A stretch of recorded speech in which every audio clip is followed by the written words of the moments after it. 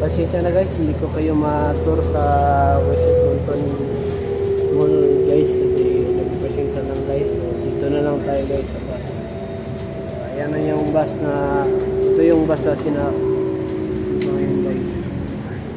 Bawi na yun guys. Kita nyo naman guys.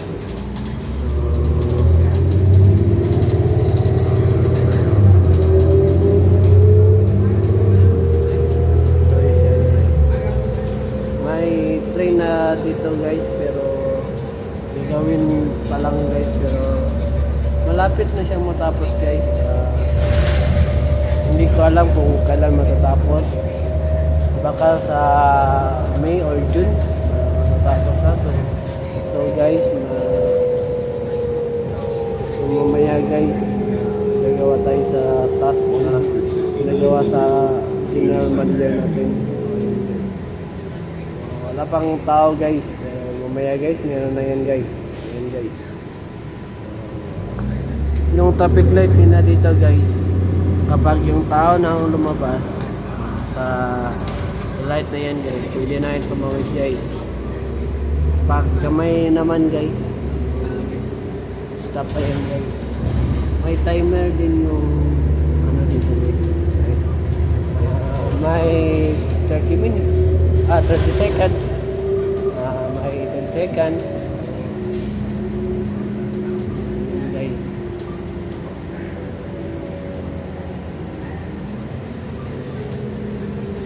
So ayun guys,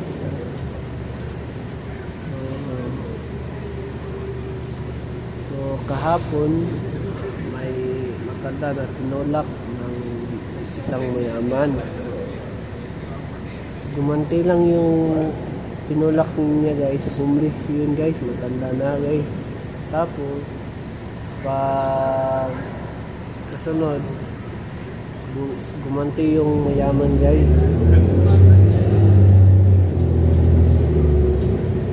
Sinila na niya yung jacket guys, saka sinuntok sa ulo yung homeless guys. Sabi naman nung homeless guys, because I'm homeless, you're rich. Sabi niya guys.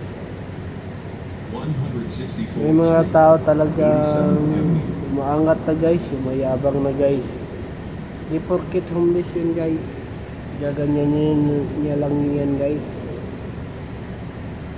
Dapat matuto tayong lumispeto sa homeless guys. Kasi di naman lahat ng tao mayaman guys. May mga mahihirap din guys, may homeless din guys. May tao buo yung katawan guys, may iba naman guys na walang kamay guys. Ayun guys. Hindi naman na walang kamay guys. May kamay guys, pero isa lang guys. Minsan nga guys, yung na-experience ko guys sa Pinma City guys, homeless siya guys. Binibigyan ko siya guys, kahit 5 pesos lang yan guys, 10 pesos, malaki na yan guys. So, sa mga mayayaman dyan, yung mayabang, dapat pahalagahan natin guys mga tao guys. Okay. Sa oras ng kagipitan guys, hindi mo alam kung sino pa yung mahihirap, siya pa yung tulong sa iyo. So, dapat mahalan tayo guys, huwag tayo magkasakitan. May mga tao talaga guys na naka-abroad lang guys, malaki ng ulo guys. Hindi ko i-mention yung pangalan guys, basta guys kamag-anak ko siya guys. So ayan guys, lumaki ang ulo guys. Hindi ko sinabi guys sa pangalan kasi basta guys.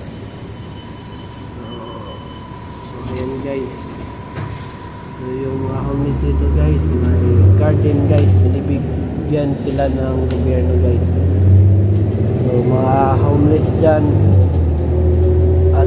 dito sa Canada.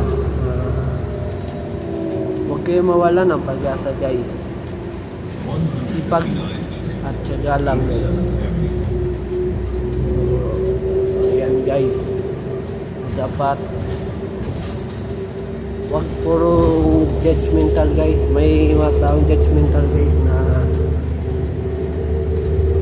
binabase yung suot. May mga tao talaga guys na chismis lang ang alam guys, walang trabaho guys.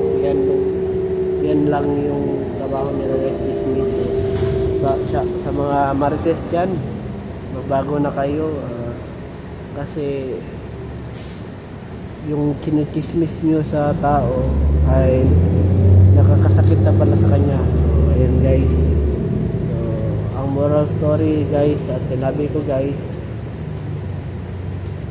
love, respect and helpful. Matuto tayong manalangin guys para wala yung judgmental natin guys. So ayan guys, yung mga pasahero na guys. So ayan guys, dito muna matatapos yung vlog natin guys. So sa hindi pa nakasubscribe sa YouTube channel, please subscribe my YouTube channel and don't forget to click the notification bell na all para updated kayo lagi sa mga vlog. Mamaya guys o bukas guys mag-vlog ako guys. Depende guys kung papupuntahin ako sa general manager sa McDonald's guys.